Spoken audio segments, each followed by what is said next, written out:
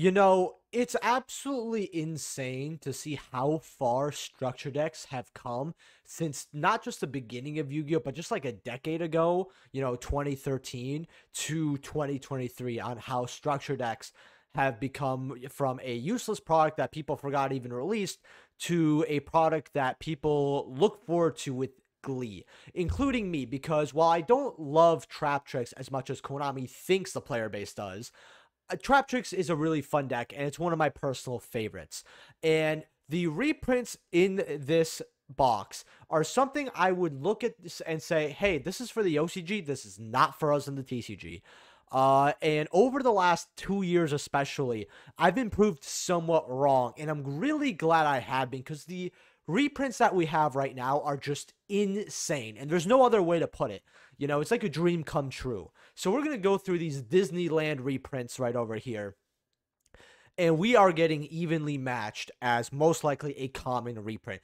If they put this as a super, okay, cool. I just assume they'll save that for either the Traptrix cards or something with the extra deck. Not give it to evenly, but evenly matched here in a structure deck. This is something that people have wanted for a while. And while this card just got reprinted in Mavens, absolutely wonderful to see this as a common print. I can see this easily paying for at least $5 of the structure deck, maybe 3 to 4 eventually. But at least starting off at 5. Evenly is a great card, especially in this format. So evenly matched reprint already makes this like an A to S tier product, as well as the new Traptrix cards, which we actually have a little support we're going to read after this, but I know most people are here for the reprints. Before I go further with these 2 reprints, if you guys could smash that like button and subscribe, that'd be great. I also uploaded a 5-card Savvy or trade binder recently, so go check that out. I don't know if this video is coming out like a few hours after that or a half day to a full day after, so just make sure to check it out. If you're buying any cards off TCG Player, please use my affiliate link down in the description below. And consider being a YouTube channel member. Help support the channel to no additional cost to you. And then we have Artifact Sanctum here. Now, Artifact Sanctum is a card that I'm not going to say was very difficult to get. I think this card, as of recent times, has spiked up to about $8 to $10. Now, what this card also means is that if you were hoping for an Artifact Scythe ban anytime soon, most likely you're incorrect. I think it would be very funny if they put Mortal Tech in here and then ban Scythe. I think that would be hilarious, right? But seeing how they have Artifact Scythe here, I don't really know why it's here, but it is a reprint. I mean, this card's only had, I think, Ultra and a secret. I think it's had 3 Ultra prints and a secret. The original, the reprint from, I believe, Primal Origin was 2014. Maybe, yeah, it was 2014 or 2015. So it has that Mega Pack reprint, has a secret rare right after in some Battles of Legends, and then an ultra rare in Battles of Legends Armageddon. So getting a common print is cool. This card I think was cheap right now. It's like $6, maybe $7 for the cheapest rarity. So it's good to see. I mean, it's a reprint, right? Can't be upset. Then you have Harpy's Feather Duster, a card that it's not difficult to grab. I mean, I think that the alternate art, if you guys don't know, by the way, I like alternate art Feather Duster more than original Feather Duster right over here. You could get that for $3.50 for a clean ultra rare, but I guess you're probably gonna have a common here that's maybe $1, $2, something like that. Good to see though. I mean, it's still, again, a good reprint, and these structure decks are supposed to help players get into the game, which is great because number 1, they're going to have a decent deck. Number 2, it's going to help bring back people who left because of this tier 0 format. I know that everyone's going to be like, oh, this is a great format, or oh, this is one of the better tier 0 formats, which it is one of the better tier 0 formats. I agree, but a lot of people find it boring and leave, right?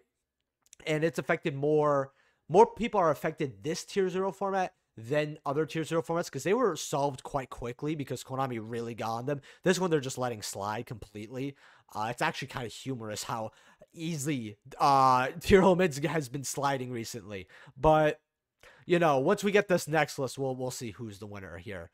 We also have Traptrix Sarah here as a link. You could get this from Mavens for $1, but I guess they're putting in here, number 1, for convenience.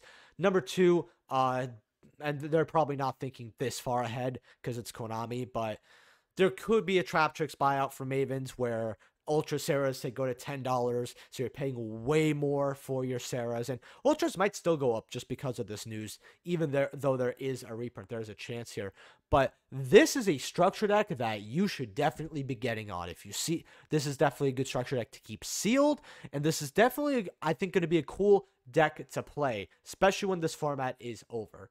We're gonna actually read one of the field spells here, because I just think it's amazing. And they actually tell you a few other cards that could be in here. These aren't confirmed. This is from Pojo, which are already a duel. Great great account on Twitter to follow, by the way, so go follow that.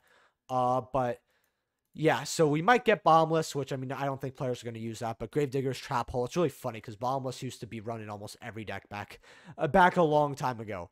But the field spell is like a permanent double summon, which is great. And every turn you can normal summon an additional Traptrix, which is something that the deck really needed. You could actually play a good amount more monsters now.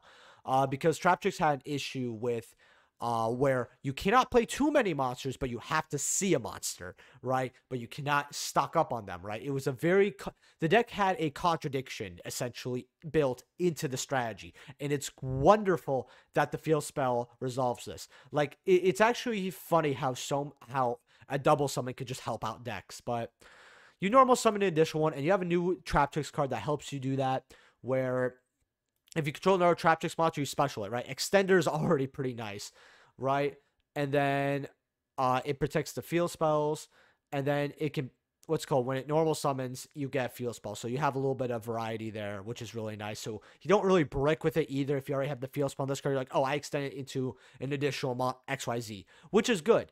Now, it's an additional double summon, which is really great. The field spell also protects each of your plants and insects from destruction by battle once per turn, which is nice. I mean, it's kind of cute.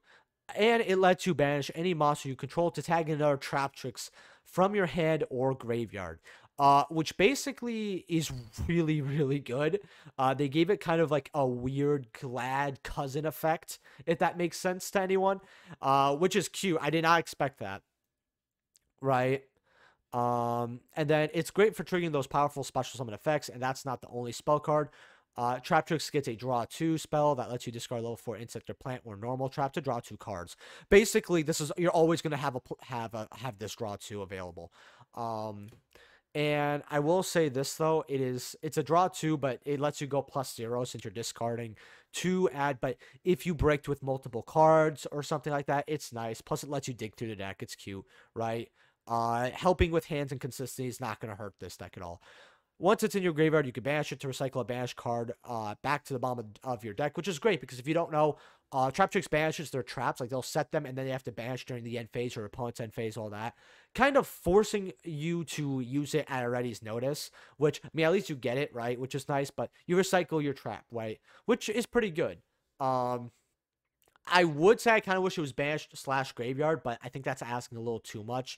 What you're just going to have to do here is banish something that you want to recycle, meaning that you can now Gravediggers for game, because you can only Gravediggers for 6,000 damage at one point, and now you can Gravediggers for 8,000, which, if you don't know, that was their win con. Like, I'm not kidding. Like, all the games I won, I've resolved the Gravediggers minimum of 1 time, right? But really good here. And then it has like some cool combos here, which is awesome. But I'm gonna link Ready to Duel down there. Give them a follow. It's a great source for news. And they have the Pojo link, so if you want to read that cool little strat, you could go ahead and do so. I know that I'm going to be picking up the deck again, relearning it. One of the more difficult things, I'm going to leave the video here, is that Traptrix could either start its own chain or chain to something else. It's something I was always a little confused about, but I got cleared up by a few other players. So I just want to add that little tip, because the Traptrix, I don't know why it confused me, but it just did. Maybe it confuses others. But let me know, are you guys getting this structure deck?